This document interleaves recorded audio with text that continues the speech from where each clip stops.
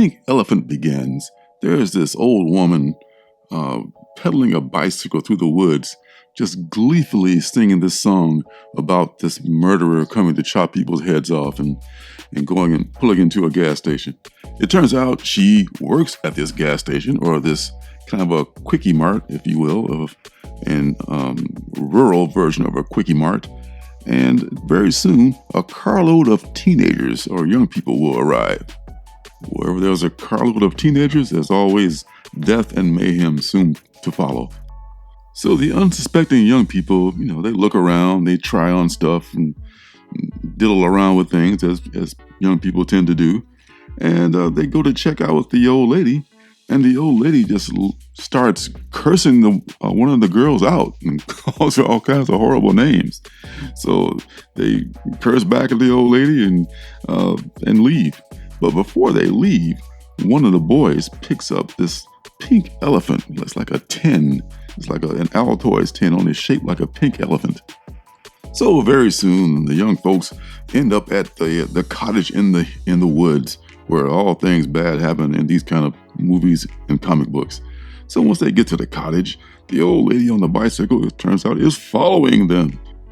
And she just decides to just creepily watch things from outside the woods through the window. So after they all get settled in, they decide to, hey, what you got there? There's a pink elephant tin. What's that? And he cracks it open. And they were thinking it would be like mints or candy inside. But what's inside is like 4 tabs of acid. And they just, okay, well, oh, that's odd. And they just started looking at each other like, hey, let's just drop it. I mean, how bad can it be? Yeah, let's drop this acid that we just found inside of a tin from a store where an old lady literally just cursed you as you left. What could go wrong there? Well, as you can imagine, lots of shit goes wrong from there. But you get the gist of it. Pink Elephant is another one of these brightly colored, like uber indie, almost, I wouldn't say mini comic, but in a little bit more of a European size, I would say, than your average comic book. And this follows in the steps of Heavy Metal Drummer, The Purple Oblivion, and others. And I've enjoyed a lot of those books. This one, I like it to some degree, but, you just lost me once you just started, hey, let's just drop this acid from this thing we just found and in this cabin in the woods, it just, yeah, I don't know.